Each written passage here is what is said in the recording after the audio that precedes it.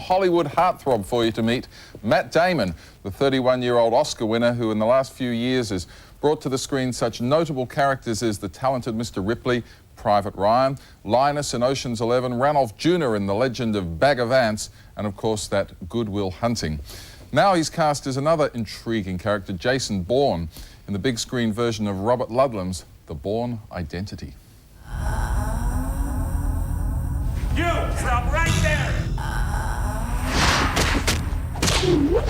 I need to know what went wrong. I think he snapped. I'm pulled out of the Mediterranean, and I've got 2 bullet holes in my back, and no idea who I am.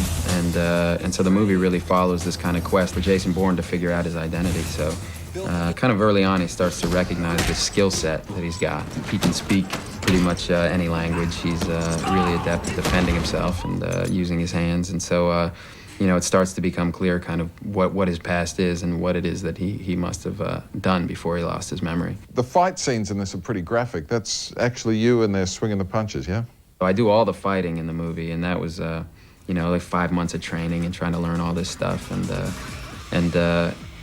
then there are certain things that obviously I couldn't do. Scaling the wall, you know, they didn't even have a stuntman who could do that. They had to hire a rock climber, you know, this premier rock climber from England to kind of do stuff like that. So wherever we could, though, I tried to jump in and do it just because it really does make it feel a little more real.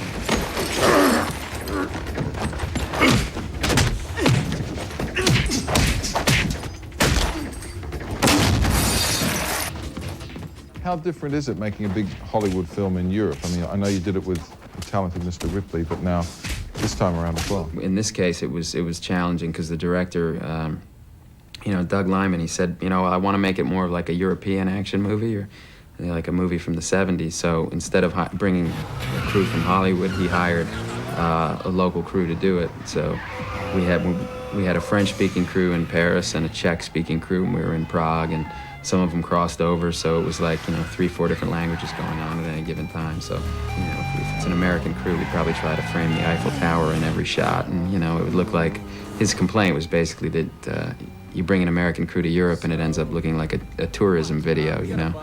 If I was you, I think I would think of my life, or certainly my career, in terms of pre-Will Hunting and post-Will Hunting. Right. Is that the way it is? Yeah, definitely. I mean, things definitely really changed after Good Will Hunting. I mean, you know, we couldn't get arrested before Good Will Hunting, and then suddenly Ben and I both had a lot of job offers, and, you know, for the last 5 or 6 years, that's what we've been doing, just banging out movies and, you know, trying to do the best movies that we can, but enjoying working, you know. Saving Private Ryan was, of course, a huge film.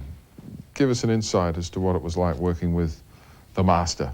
Yeah, horrifying, you know, because he's you know, he's bigger than life in a lot of ways.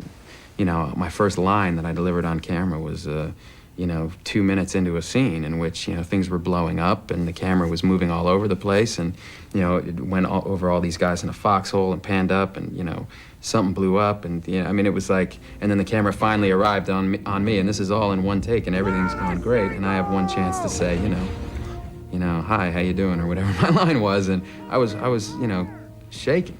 Tell me about the feeling that night when you made this movie with your good mate, and it's Oscar night, and it's your night. It was kind of like an out-of-body experience, to be honest with you. I mean, I really, I think Ben and I both didn't really internalize that for another year and a half. I mean, I remember that sitting in a bar with him a year and a half later, and it hit both of us at the same time, that it had actually happened. I mean, you're aware that it's happening, you know.